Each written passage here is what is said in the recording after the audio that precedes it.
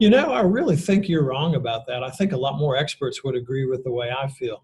Oh, sorry. I didn't realize the camera was on. Just was having a little argument here, which is only fitting since we're about to start the argument writing section of the course.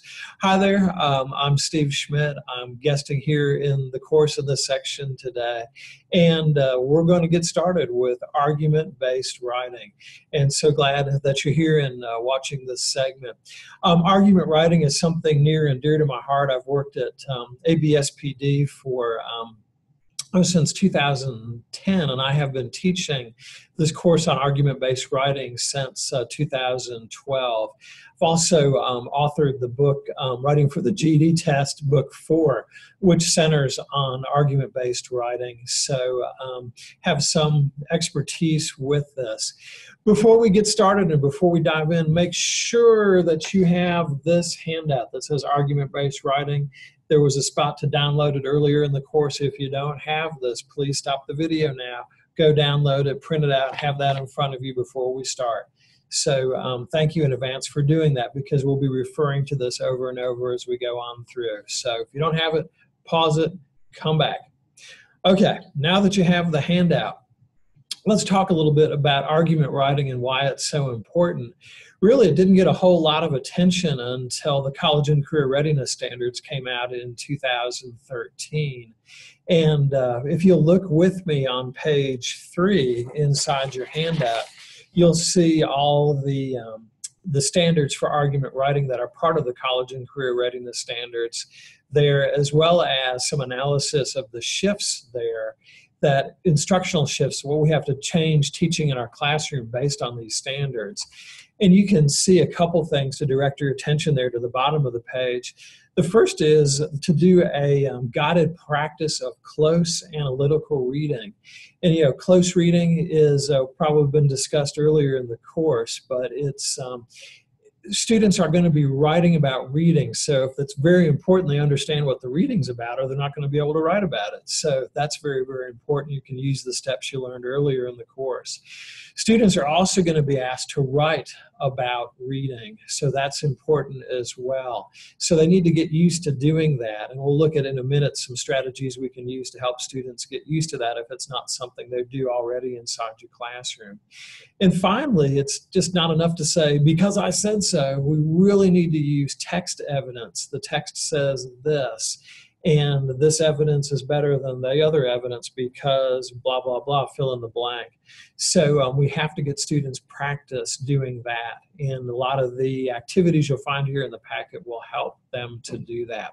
So one huge reason why argument-based writing is important is because of the College and Career Readiness Standards. But another reason is that it's also part of the new high school equivalency test landscape.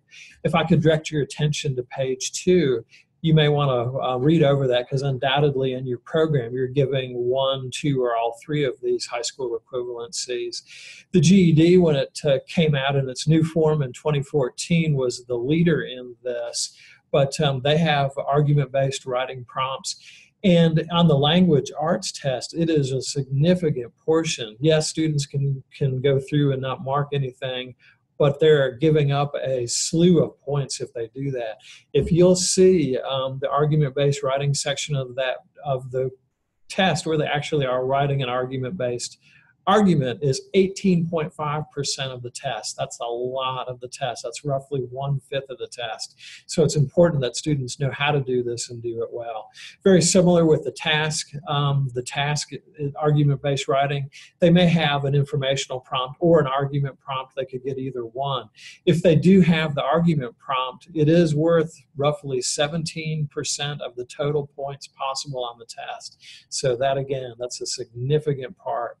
The HiSET, now we're giving this also across this day, and this is really, students have to pass the argument-based writing prompt that they're given. They have to score at least 2 on that 6-point scale in order for them to be able to pass the test.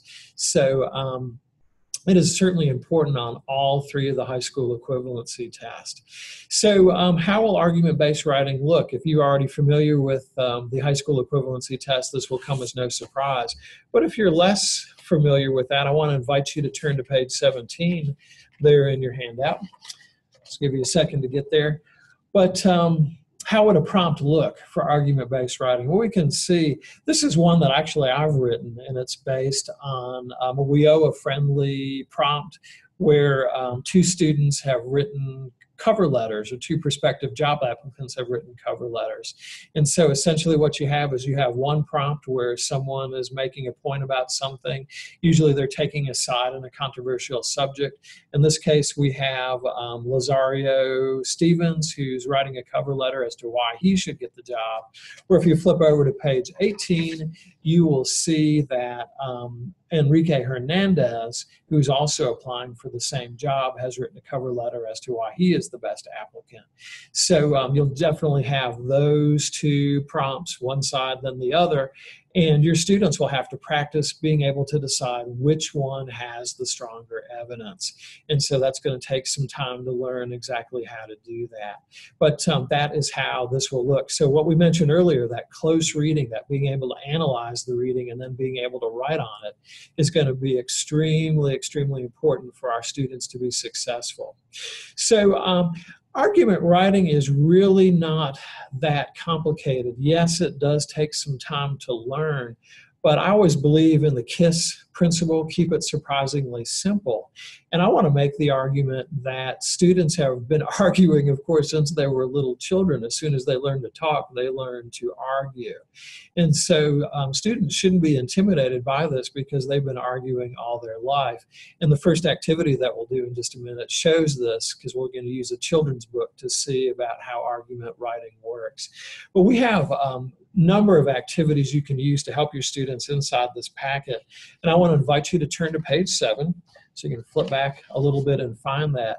And on page 7, we certainly don't have time in this section of the course to do all these activities, but there's some great ones. Just to get used to your students writing, the journaling activity is great. Hope you incorporate some journaling time inside your classroom. To get students used to writing about reading, the quick writes on page 8 is a great activity where they can learn to write about reading. Also, I love doing the debate activity on pages 15 and 16.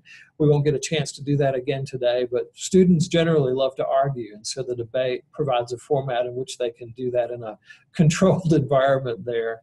I also love the interview technique that's mentioned, where you can actually have students play roles of the various people inside the writing prompts. Like page 24 and 25, I'm going to suggest that they play the roles of Darnell Hughes and Shanice Jones, who are arguing about what is the best soft skills that a worker can have, another WIOA-friendly prompt.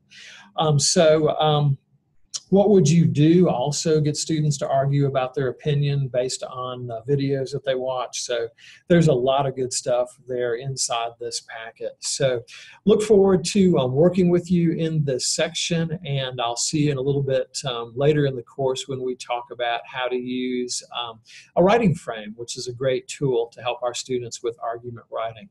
So I'm glad to be with you here in this section of the course and look forward to learning a lot with you about argument-based writing.